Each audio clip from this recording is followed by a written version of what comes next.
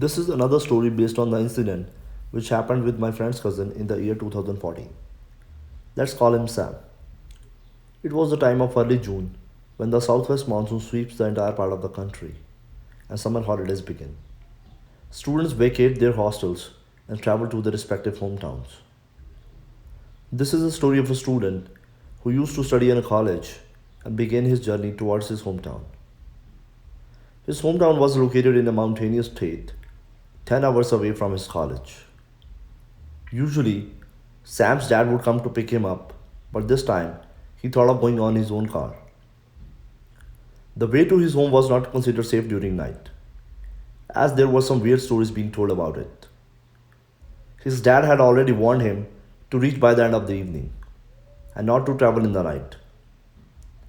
Sam got busy wrapping his stuff and left at 2:30 pm, about which his family was not happy at all.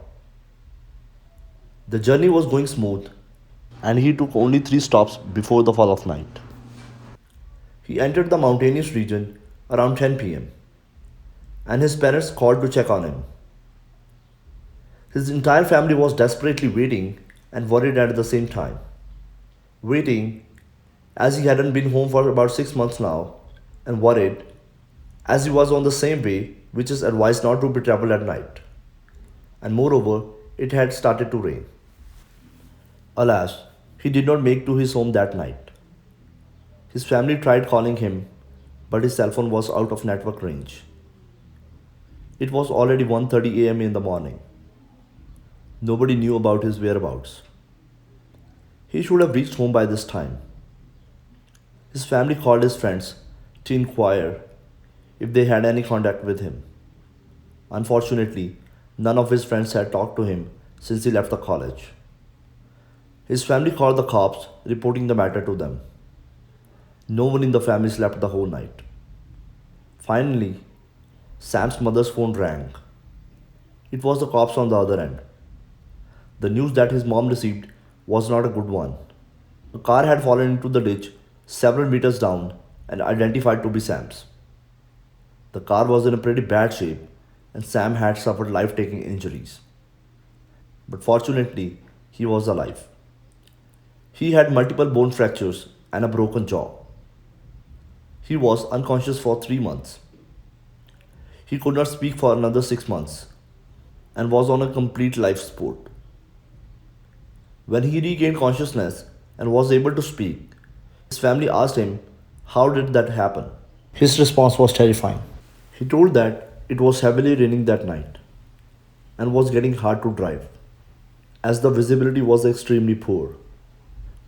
So he decided to drive slow and cautiously, avoiding any collision with the oncoming traffic. A single mistake could cost your life. He saw a hitchhiker drenched in water asking for help.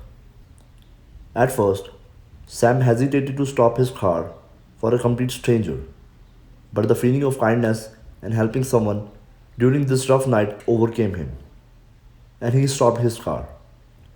Sam pulled the driver window down and asked the hitchhiker, "Where do you want to go?" He replied, "Just a couple of miles down the way." Sam let the stranger in.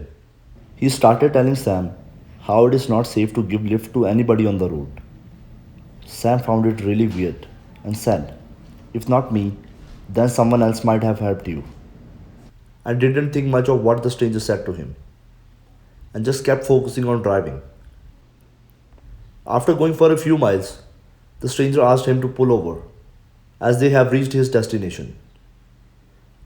As Sam started to pull over on the side of the road, the stranger did something which could have taken their life. He opened the passenger side door while the car was still decelerating and turned the steering wheel towards the ditch, himself jumping out of the car. Sam lost his control on the steering wheel and the car broke the guardrails and fell into the ditch. When he told the story in the hospital, everybody was shocked. How can anybody do this? Was this inhuman? The mystery remains as such. Hello guys, if you enjoyed this story, please give it a big thumbs up. You can also watch my last story by clicking on the link given on the end screen after this video, and don't forget to share and subscribe. You know, this house is always full of thrill.